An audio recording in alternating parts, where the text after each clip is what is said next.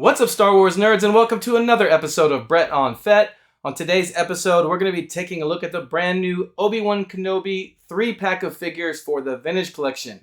Then we're going to have another edition of Droid Service, where I'll be talking about my current search for the best 3 3/4 modern C-3PO for display purposes. Plus, I've got a few pickups to go over as well. Let's get to it.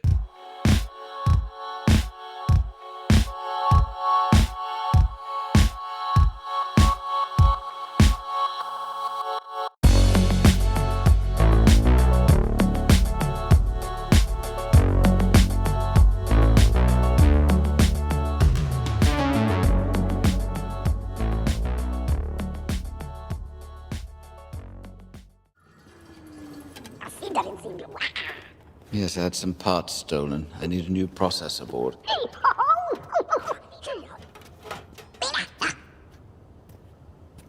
Teeka, if you're going to steal my parts and then sell them back to me, could you at least clean them first, as a courtesy?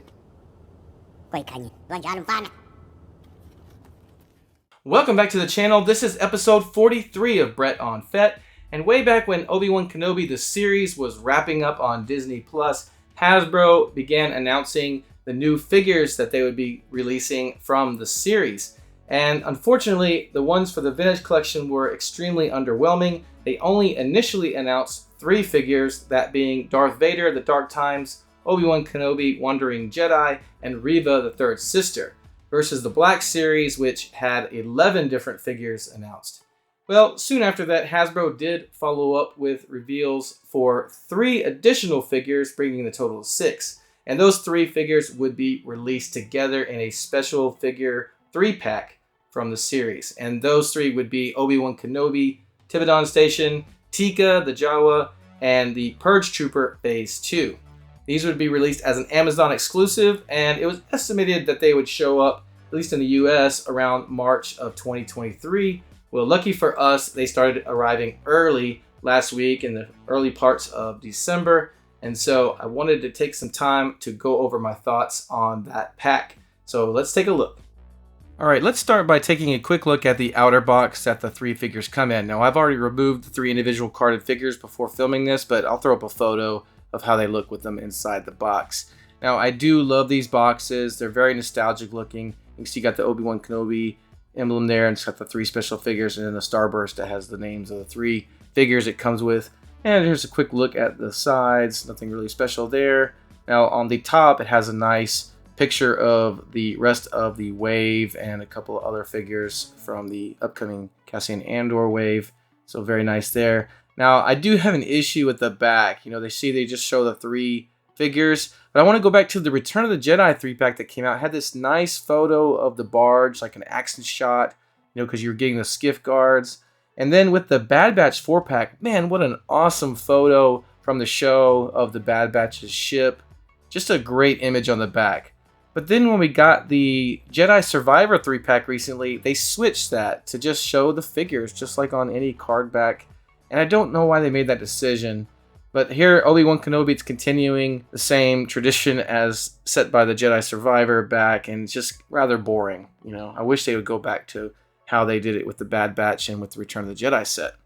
Okay, so let's look at our first carded figure from the set. This is the Ben Kenobi Tibidon Station. And taking a look at the card back, you got this series emblem there, Obi-Wan Kenobi. Nice little kind of turquoise blue on the name pill. And the image is not great. It's just not a very flattering photo of Ben Kenobi, and it's kind of superimposed. It looks a little bit fake, unfortunately. So I'm just not a huge fan of this card back image. And looking at the figure, the face sculpt is just not great either. They just really struggle with Ewan McGregor's face for some reason. But I do like the accessories. You know, you got the lightsaber lit and unlit, and he's got that backpack. And I do like the colors for his shirt. It's a really cool outfit from the show. So I do like that. You can see it's VC257, and there is a look at the rest of the wave on the back, along with that Cassian Andor wave. Next up, we have Teeka, who of course is a Jawa, and he sort of befriends Ben Kenobi on the show and steals his parts and sells them back to him. And let's take a look at the card back. You got a nice kind of mustard yellow for the name pill. And I do like this image. It's a good image of Teeka, and I like how they worked in the junk that he sells, sort of to, you know, make him unique from other Jawas we've seen before, like in TVC. And then taking a look at the figure, I love these accessories. These little parts and stuff that he sells are very cool. Nice little detail on there. And then check out his little blaster. I love this thing. It may be my favorite part of this whole thing is the paint on the blaster. Looks really good. Teeka himself looks pretty good. He's got his little soft plastic bandolier and that little vest. But pretty much he's like a run-of-the-mill Jawa to me. You can see on the back it's VC258, and there's the same images of the wave and the Andor wave on the back. And finally, we have the Purgetrooper Phase 2 armor. This is by far my favorite of the three that came in this set. Starting with the card back, it's just really awesome. I like the red name pill, it really pops. But the best part of this thing is the card back image. What a cool image. Looks like it's taken directly from the show. Great pose, great contrast. This is what makes a good card back on TVC, is images like this. Now, taking a look at the figure, he looks pretty awesome with those glowing red eyes and his red pauldron and, you know, trim. Now, one thing I do have an issue with is with that red background, it just kind of blends in. His pauldron, I mean, in the trim, the red trim kind of blended in with that background.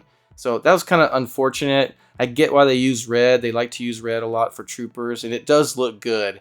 It's just an unfortunate side effect of that decision.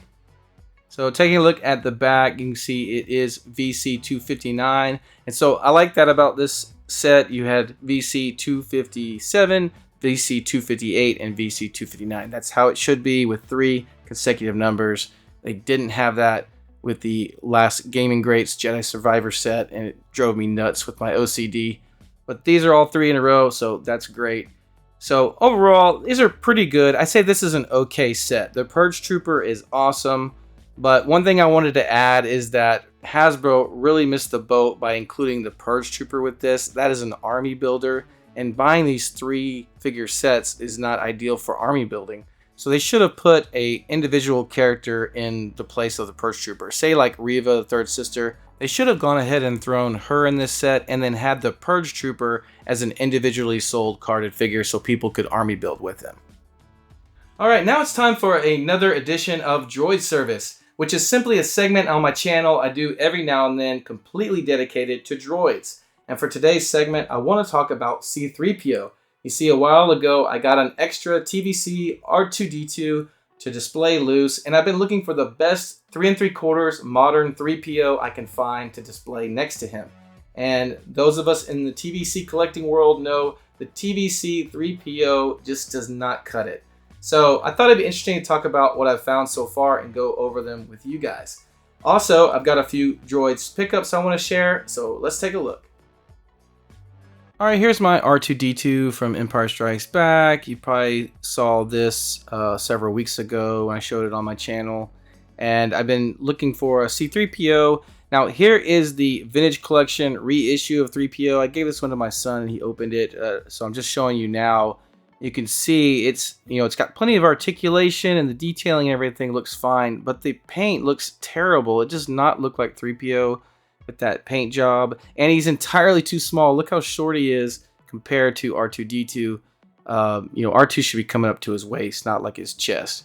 So yeah, this 3PO is terrible, so let's get him out of here. Now, the next 3PO I got is this one who comes in the Ewok throne. This is from the Legacy Collection, part of the Saga Legends line.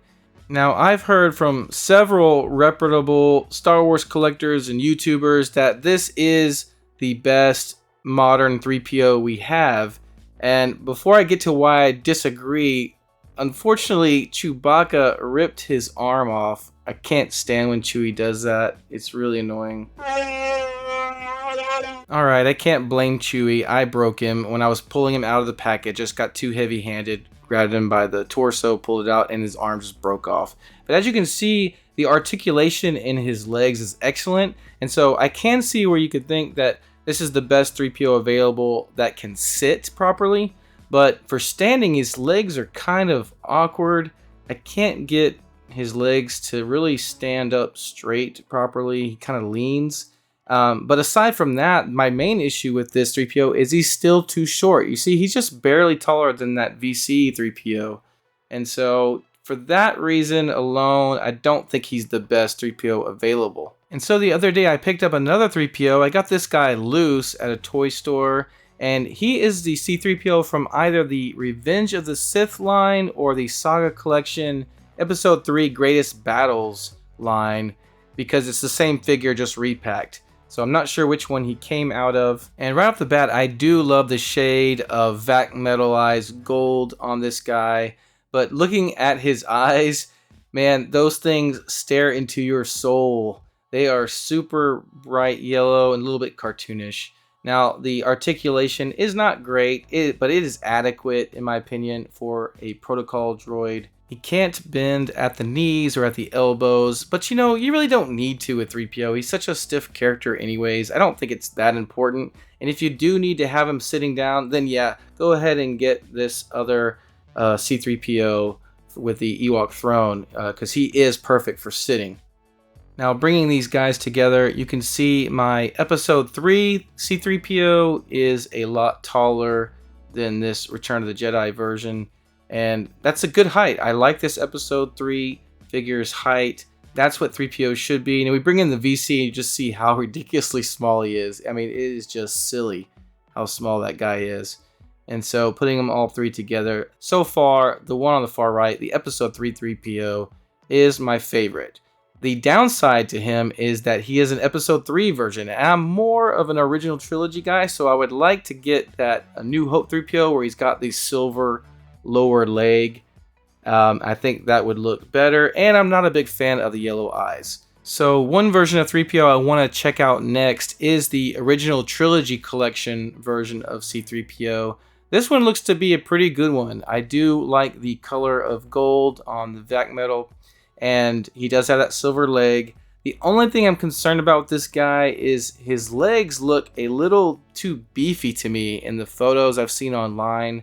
Like this one from JediBusiness.com. You know, 3PO's legs are supposed to be pretty skinny, and these just don't look like skinny legs to me. But it could be just kind of an illusion with the photo, so I'd really like to get him in hand to see for myself. But until I acquire another C-3PO, this Episode 3 version of C-3PO will do just fine. And by the way, guys, as I was wrapping up this video, I remembered that I totally forgot to show you the vintage original trilogy collection version of C-3PO. And I don't have him loose to begin with, but even if I did, it's just not the right version of 3PO I'm looking for to display, because the paint job on him is still just entirely too dull.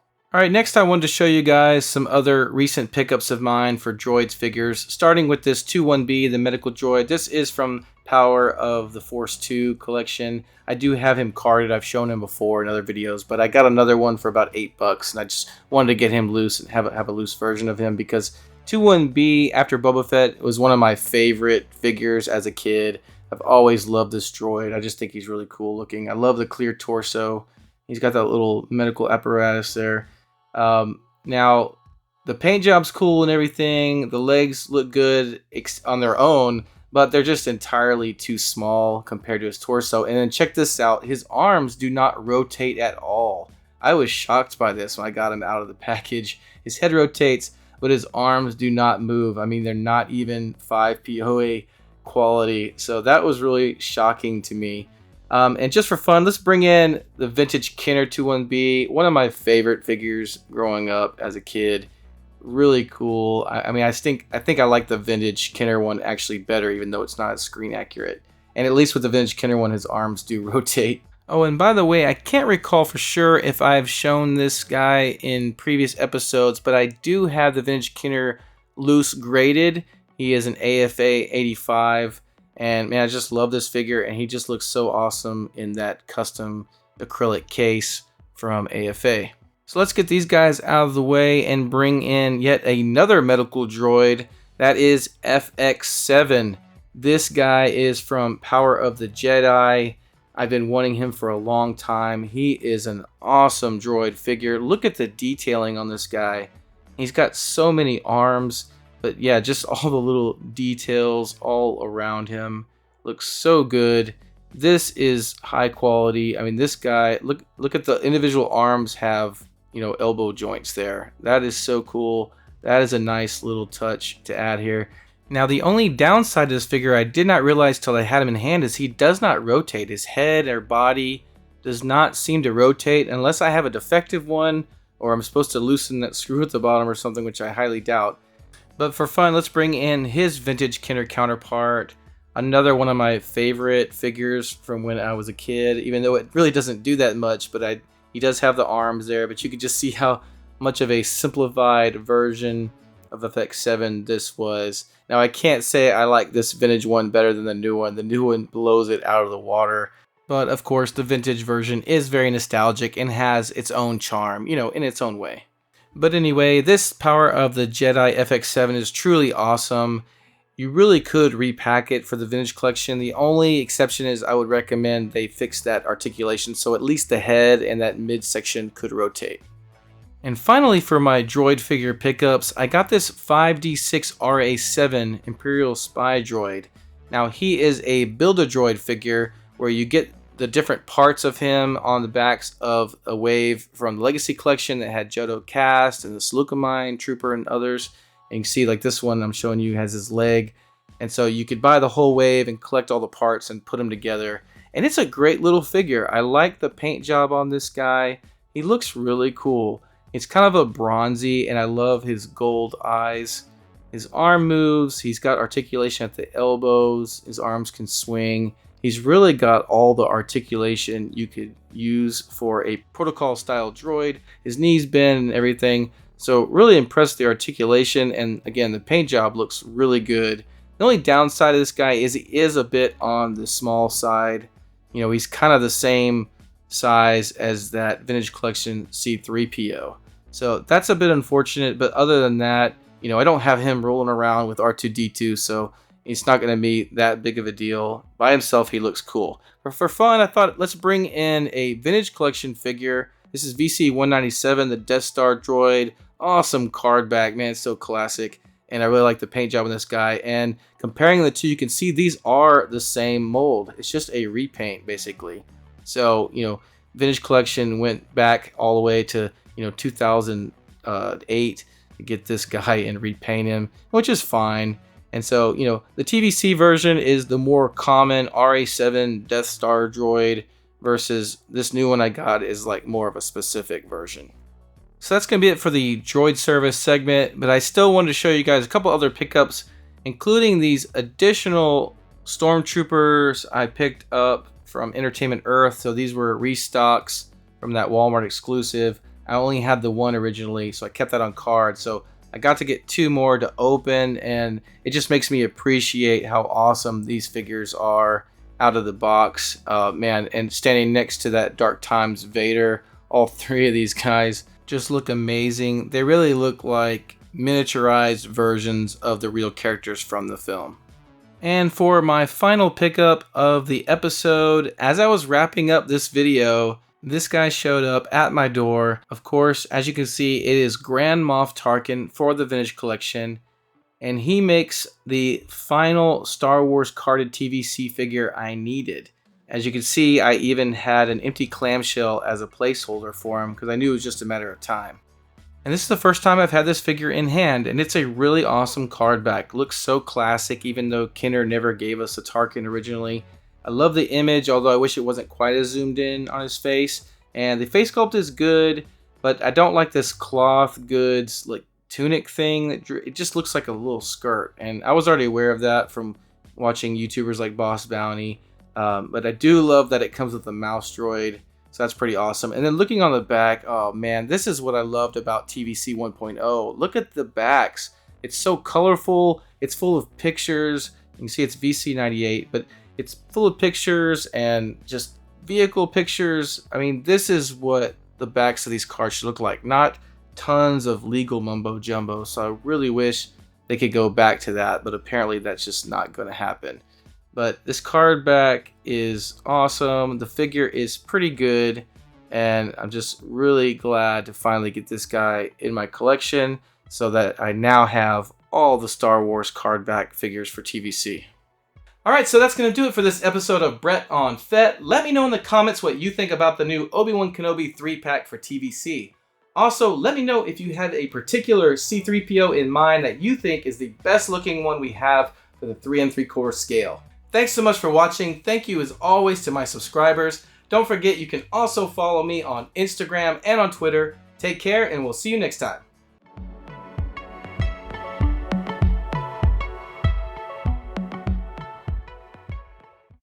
Thanks so much for watching.